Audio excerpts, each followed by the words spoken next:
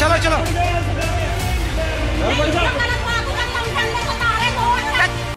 ನಮಸ್ಕಾರ ಕನ್ನಡ ಒನ್ಗೆ ಸ್ವಾಗತ. ನಾನು ಭಾಗ್ಯನಾರಾಯಣ ಬಗೋರ್ಪು. 2024ರ ಲೋಕಸಭಾ ಚುನಾವಣೆಯಲ್ಲಿ ಕೇಳಿಬಂದಂತಹ ಆರೋಪಗಳೇನು ಅಂದರೆ ಮುಸ್ಲಿಂ ಸಮುದಾಯದ ಮತದಾರರನ್ನು, ಅದರಲ್ಲೂ ವಿಶೇಷವಾಗಿ ಮಹಿಳೆಯರನ್ನು ಮತದಾನ ಮಾಡದಂತೆ ತಡೆಯಲಾಗ್ತಿತ್ತು.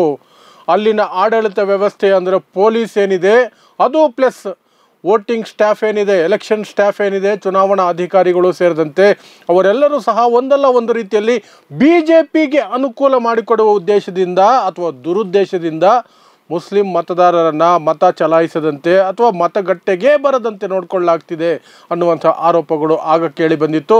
ಅದೇ ಆರೋಪಗಳು ಮತ್ತೆ ಇವತ್ತು ಸಹ ಕೇಳಿಬಂದಿದೆ.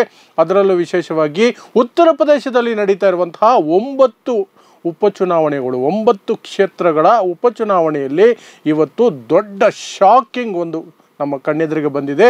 ಅದೇನು ಅಂತಂದರೆ, ಮುಸ್ಲಿಂ ಮಹಿಳೆಯರು ವೋಟ್ ಹಾಕೋದಕ್ಕೆ ಹೋಗ್ತಿದ್ದಾರೆ, ಅವರಿಗೆ ಗನ್ ತೋರಿಸಿ ಬೆದರಿಸಲಾಗ್ತಿದೆ ಅನ್ನುವಂತಹ ವಿಡಿಯೋವನ್ನು ಸಮಾಜವಾದಿ ಪಕ್ಷದ ಅಧ್ಯಕ್ಷ ಅಖಿಲೇಶ್ ಯಾದವ್ ಹಂಚಿಕೊಂಡಿದ್ದಾರೆ.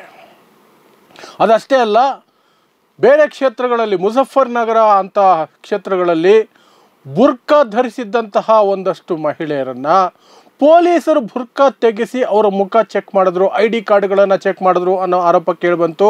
ಅದರ ಬಗ್ಗೆ ಸಹ ಅಖಿಲೇಶ್ ಯಾದವ್ ದೊಡ್ಡ ಮಟ್ಟದಲ್ಲಿ ಕಂಪ್ಲೇಂಟ್ ಮಾಡಿದ್ರು. 5 ಜನ ಪೊಲೀಸ್ ಆಫೀಸರ್ಸನ್ನು ಎಲೆಕ್ಷನ್ ಕಮಿಷನ್ ಸಸ್ಪೆಂಡ್ ಮಾಡಿದೆ. ವೋಟರ್ ID ಚೆಕ್ ಮಾಡಿದ್ದಕ್ಕೆ, ಐಡೆಂಟಿಟಿಯನ್ನು ಚೆಕ್ ಮಾಡಿದ್ದಕ್ಕೆ, ಬುರ್ಕಾ ಎತ್ತಿ ತೋರಿಸಿದ್ದಕ್ಕೆ, ಮುಖ ನೋಡಿದ್ದಕ್ಕೆ. ಆದರೆ ಯಾಕೆ ಅಂತಂದರೆ, ಕಾನೂನಿನ ಪ್ರಕಾರ, ಚುನಾವಣೆಯ ರೂಲ್ಸ್ ಪ್ರಕಾರ ಚುನಾವಣಾ ಅಧಿಕಾರಿಗಳು ಮಾತ್ರ ID ಕಾರ್ಡನ್ನು ಪರಿಶೀಲನೆ ಮಾಡಬೇಕು. ಪೊಲೀಸರ ಕೆಲಸ ರಕ್ಷಣೆ ಕೊಡೋದು, ಸೆಕ್ಯೂರಿಟಿ ಕೊಡೋದು. ಅವರಿಗೆ ಯಾವುದೇ ಹಕ್ಕಿಲ್ಲ ಮತದಾರರ ID ಕಾರ್ಡ್ಗಳನ್ನು ಚೆಕ್ ಮಾಡೋದು, ಅವರ ಐಡೆಂಟಿಟಿಯನ್ನು ಕನ್ಫರ್ಮ್ ಮಾಡ್ಕೊಳ್ಳೋದು. ಇದು ನೇರ ಆಡಳಿತದಲ್ಲಿರುವಂತಹ ಪಕ್ಷ ಅಂದರೆ BJP, ಉತ್ತರ ಪ್ರದೇಶದ BJP, ಆದಿತ್ಯನಾಥ್ ಸರ್ಕಾರ ಬೇಕೆಂತಲೇ ಮಾಡಿರುವಂತಹದ್ದು ಅನ್ನೋದರಲ್ಲಿ ಅನುಮಾನ ಇರಲ್ಲ. ಯಾಕೆಂದರೆ ಪೊಲೀಸರಿಗೆ ಅದು ಅವರ ಹಕ್ಕಲ್ಲ, ಪ್ಲಸ್ ಅವರ ಜವಾಬ್ದಾರಿ ಸಹ ಅಲ್ಲ. ಆದರೆ ಆಳುವ ವರ್ಗವನ್ನು ಮೆಚ್ಚಿಸೋದಕ್ಕೆ, ಬಕೆಟ್ ಹಿಡಿಯೋದಕ್ಕೆ ಕೆಲವು ಪೊಲೀಸರು ಕೆಲಸವನ್ನು ಮಾಡಿದ್ದಾರೆ. ಅದರ ಬಗ್ಗೆ ದೊಡ್ಡ ಮಟ್ಟದಲ್ಲಿ ವಿಡಿಯೋಗಳು, ಫೋಟೋಗಳು ಹೊರಗೆ ಬಂದ ತಕ್ಷಣ ಚುನಾವಣಾ ಆಯೋಗ ಅಯ್ಯೋ ನಾವು ತುಂಬ ಸ್ಟ್ರಿಕ್ಟ್ ಇದ್ದೀವಿ ಅಂತ ತೋರಿಸಿಕೊಳ್ಳೋದಕ್ಕೆ 5 ಜನ ಪೊಲೀಸ್ ಆಫೀಸರ್ಗಳನ್ನ ಮಾತ್ರ ಸಸ್ಪೆಂಡ್ ಮಾಡಿದೆ. ಅದು ಓಕೆ. ಆದರೆ ಮುಜಫರ್ನಗರದ ಮೀರಾಪುರ್ ಅಸೆಂಬ್ಲಿ ಕ್ಷೇತ್ರದಲ್ಲಿ ಏನು ನಡೀತು? ಮುಸ್ಲಿಂ ಏರಿಯಾದಲ್ಲಿದ್ದಂತಹ ಸೆಕ್ಯೂರಿಟಿಗೆ ಇದ್ದಂತಹ ಪೊಲೀಸರು ಗಣ್ಣು ತೋರಿಸಿ ವೋಟ್ ಹಾಕೋದಕ್ಕೆ ಹೋಗ್ತಿದ್ದಂತಹ ಮಹಿಳೆಯರನ್ನು ಬೆದರಿಸ್ತಾ ಇರುವಂತಹ ವಿಡಿಯೋ ಹೊರಗೆ ಬಂದಿದೆ. ಅದರಲ್ಲಿ ಸ್ಪಷ್ಟವಾಗಿ ಆ ಪೊಲೀಸ್ ಹೇಳ್ತಿದ್ದಾನೆ, ಆ ಪೊಲೀಸ್ ಹೆಸರನ್ನು SHO Rajeev Sharma, station head officer Rajeev Sharma ಅಂತ ಹೇಳಲಾಗ್ತಿದೆ.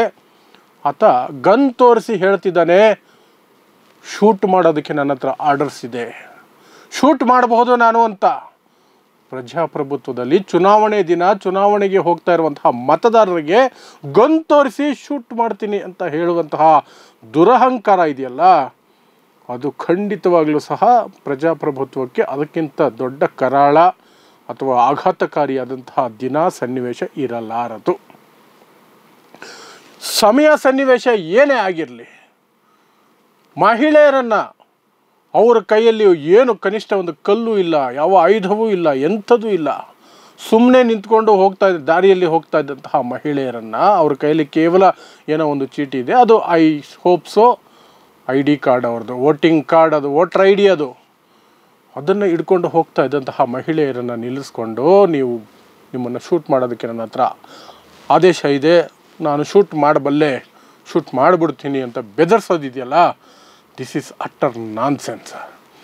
ಆದಿತ್ಯನಾಥ್ಗೆ ತಾನು ಪ್ರಜಾಪ್ರಭುತ್ವದ ಅಡಿಯಲ್ಲಿ ಬದುಕ್ತಾ ಇದ್ದೀನಿ ಅನ್ನೋದನ್ನು ಯಾರಾದರೂ ಸ್ಪಷ್ಟವಾಗಿ ಹೇಳಬೇಕಾಗತ್ತೆ. ಆ ಹೇಳುವಂತಹ ಧೈರ್ಯ ಯಾರಿಗೂ ಇಲ್ಲ ಸದ್ಯಕ್ಕೆ ಅನ್ನೋದೇ ನಮ್ಮ ದೇಶದ ದುರಂತ. ಸುಪ್ರೀಂ ಕೋರ್ಟ್ ಆದರೂ ಇದಕ್ಕೆ ಇಂಟರ್ವ್ಯೂ ಮಾಡಬೇಕು. ಮತದಾರರನ್ನು ಗನ್ ತೋರಿಸಿ ಸೆಕ್ಯೂರಿಟಿಗಿಟ್ಟವರು, ಆ ಸೆಕ್ಯೂರಿಟಿ ಪೊಲೀಸ್ ಕೆಲಸ ಏನು ಅಂದರೆ ಅವನು ರಕ್ಷಣೆ ಕೊಡಬೇಕು ಮತದಾನ ಮಾಡೋಕ್ಕೆ ಹೋಗೋರಿಗೆ, ಬೆದರಿಸೋದಲ್ಲ.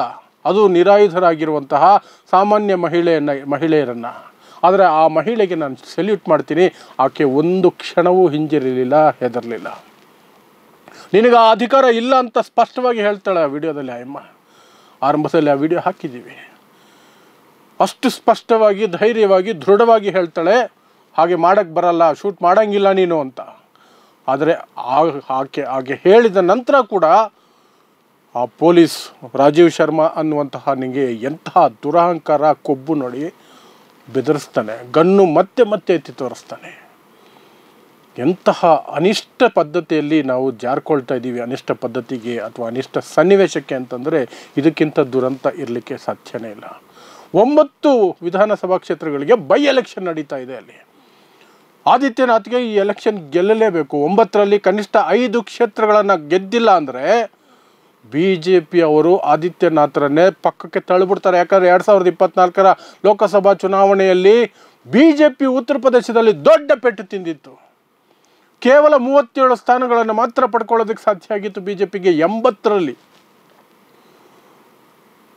ಆ ಸಂದರ್ಭದಲ್ಲೇ BJPಯಲ್ಲೇ ಒಳಗೊಳಗೆ ಕುದೀತಾ ಇದ್ದಂತಹ ಕೋಪ ಏನಿತ್ತು ಆದಿತ್ಯನಾಥ್ ಮೇಲೆ, ಪ್ಲಸ್ ಅಮಿತ್ ಶಾ ಅಂತೂ 3 ವರ್ಷಗಳಿಂದ ಟ್ರೈ ಮಾಡ್ತಿದ್ದಾರೆ ಈ ಆದಿತ್ಯನಾಥರನ್ನು ಹೇಗಾದರೂ ಮಾಡಿ ಪಕ್ಕಕ್ಕೆ ಸರಿಸಬೇಕು, ಅಧಿಕಾರದಿಂದ ಕಿತ್ತು ಬೆಸಾಕಬೇಕು ಅಂತ. ಒಳ್ಳೆಯ ಆಪರ್ಚುನಿಟಿ ಸಿಕ್ಕಿತ್ತು. ಆದರೆ ಹಿಂದುತ್ವ, RSS ಇದು ಆದಿತ್ಯನಾಥರನ್ನು ಮೊದಲಿಂದಲೂ ಕೂಡ ಕಾಪಾಡಿಕೊಂಡು ಬರ್ತಿದೆ, ಈಗಲೂ ಕೂಡ ತಲೆ ಕಾಯ್ತಿದೆ. ಆದರೆ ಲೋಕಸಭಾ ಚುನಾವಣೆಯಲ್ಲಿ ಸೋಲು, ಪ್ಲಸ್ ಈಗ ಉಪಚುನಾವಣೆಯಲ್ಲೂ ಸೋಲು ಅಂದರೆ ಖಂಡಿತ ಕೂಡ ಆದಿತ್ಯನಾಥ್ ಸೀಟು ಅಲುಗಾಡೋದು ಗ್ಯಾರಂಟಿ. ಆ ಕಾರಣಕ್ಕಾಗಿ ತನ್ನ ಚೇಲ ಪೊಲೀಸರನ್ನು ಈ ರೀತಿ ಬೀದಿಗೆ ಬಿಟ್ಟು ಗನ್ ಕೊಟ್ಟು ಮತದಾರರನ್ನು ಹೆದರಿಸೋದು, ಬುರ್ಕಾ ಹೆಸರಿನಲ್ಲಿ ಮತದಾರರನ್ನು ಒಂದು ರೀತಿಯಾಗಿ ಹಿಂಸಿಸೋದು, ಅವರಲ್ಲಿ ಭಯದ ವಾತಾವರಣ ಸೃಷ್ಟಿ ಮಾಡುವ ಪ್ರಯತ್ನವನ್ನು ಅಲ್ಲಿನ ಯೋಗಿ ಆದಿತ್ಯನಾಥ್ ಸರ್ಕಾರ ಮಾಡಿದೆ ಅಂತಲೇ ಹೇಳಬೇಕು. ಸೊ 9 ಕ್ಷೇತ್ರಗಳ ಉಪಚುನಾವಣೆಯಲ್ಲಿ ಉತ್ತರ ಪ್ರದೇಶದಲ್ಲಿ ಇಷ್ಟೆಲ್ಲ ಅಸಹ್ಯ ನಡೆದಿದೆ ಇವತ್ತು.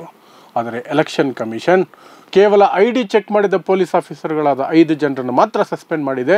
ಗನ್ ತೋರಿಸಿದಂಥವ್ರನ್ನ ಇಲ್ಲಿಯವರೆಗೆ ಯಾವುದೇ ಕ್ರಮ ಕೈಗೊಂಡಿಲ್ಲ. ಅದು ವಿಡಿಯೋ ಇದ್ದು ಸಹ.